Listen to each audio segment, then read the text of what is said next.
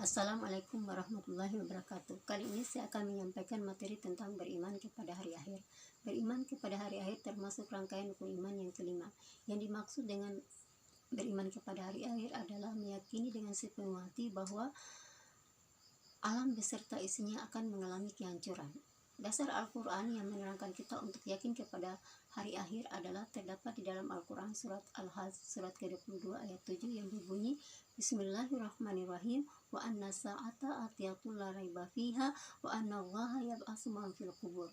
Artinya, dan sungguh hari kiamat itu pasti datang, tidak ada keraguan padanya, dan sungguh Allah akan membangkitkan siapapun yang ada dalam kubur. Quran surat Al-Hajj surat ke-22 ayat 7. Macam-macam kiamat. Kiamat terbagi atas dua, yaitu satu kiamat sugra dan dua kiamat kubra. Kiamat sugra atau kiamat kecil adalah terjadinya kematian dan kehancuran yang menimpa sebagian orang. Misalnya, matinya seseorang karena sakit, kecelakaan, musibah, tsunami, dan lain sebagainya. Kiamat kubra. Kiamat kubra atau kiamat besar yaitu terjadinya kematian dan kehancuran yang menimpa seluruh alam semesta, dunia porak-poranda, rusak dan hancur. Kehidupan manusia akan berganti dengan alam yang baru, yakni alam akhirat. Peristiwa kiamat kecil berupa kematian sudah sering kita lihat dalam kehidupan kita sehari-hari. Kiamat kecil ini merupakan akhir dari kehidupan seseorang yang mengalaminya. Bagi orang yang masih hidup, hal ini menjadi pelajaran yang sangat berharga bahwa pada saatnya kita akan mengalami kematian. Kiamat kubra atau kiamat besar belum terjadi. Namun, tidak seorang pun yang tahu kapan kiamat akan terjadi. Tetapi Allah dan Rasul-Nya memberikan petunjuk berupa tanda-tanda terjadinya kiamat. Tanda-tanda kiamat kubra itu terbagi atas dua. Ada tanda-tanda kecil dan ada tanda-tanda besar. Yang termasuk dalam tanda-tanda kiamat yang kecil adalah yaitu satu, perzinahan semakin merajalela. Yang kedua, minuman keras di mana-mana. Yang ketiga, masjid sangat megah namun tidak diisi oleh orang-orang yang akan sholat. 4. Berlomba-lomba mendirikan bangunan. Kelima, masa waktu semakin singkat. Keenam, orang banyak yang kikir. Ketujuh, banyaknya gempa bumi. 8. Umat Islam mengikuti perilaku umat lain. Sedangkan tanda-tanda besar kiamat adalah 1. Turunnya Al-Mahdi. Kedua, munculnya Dajjal atau sifat sesat dan pembohong besar. Ketiga, turunnya Nabi Isa. Keempat, keluarnya Ya'juj dan Ma'juj. Kelima, munculnya Ad-Duhan atau kabut. 6. Gempa bumi di wilayah timur dan barat serta Jazirah Arab. Ketujuh, keluarnya binatang melata. Kedelapan, matahari terbit dari barat. Kesembilan, hancurnya Ka'bah. Kesepuluh, adanya angin yang sangat dingin dan lembut. 11. Semua orang menjadi kafir dan sifatnya seperti binatang. Dan ke-12, api yang menggiring manusia. Kejadian kiamat kubra seperti dijelaskan di dalam Al-Quran. 1. Di dalam Al-Quran surat Al-Qaryah ayat 4 dan 5 yang berbunyi Bismillahirrahmanirrahim yauma yakunun nasu kal farasyil mabsus wa takunul jibalu kal ihnil manfus. Artinya, pada hari itu manusia seperti larung yang berterbangan dan gunung-gunung seperti bulu yang dihambur-hamburkan.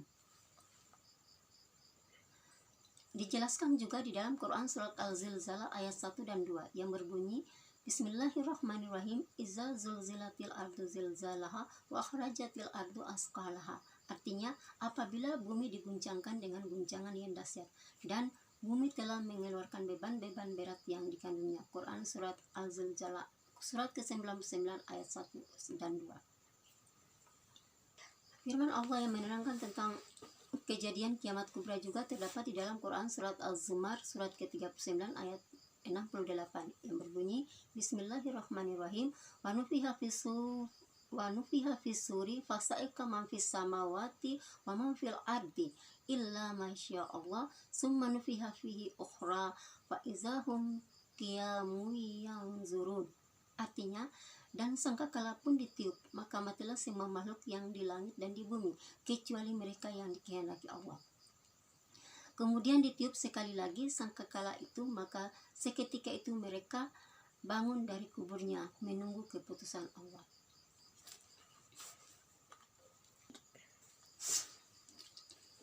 Di dalam Al-Quran surat Al-Muzammil surat ke-73 ayat 18 dijelaskan bahwa langit menjadi terpecah belah, matahari digulung, bintang-bintang berjatuhan, lautan meluap dan menjadi panas, gunung-gunung seperti bulian dihamburkan, dan manusia seperti anak-anak yang berterbangan. Bunyi Al-Quran surat Al-Muzammil surat ke-73 ayat 18 yaitu As-sama'u munfatirun bih kana wa'duhu maf'ula. Artinya langit terbelah pada hari itu, janji Allah pasti terlaksana. Setelah peristiwa kiamat kubra yang maha dahsyat itu, semua manusia akan mati dan mengalami proses kehidupan di alam akhirat sebagai berikut. Tahapan-tahapan yang dilalui manusia setelah kiamat kubra adalah yang pertama, alam barzakh. Alam barzakh atau yaumul barzakh adalah dikenal dengan alam kubur yang merupakan pintu gerbang menuju akhirat atau merupakan batas antara alam dunia dan alam akhirat.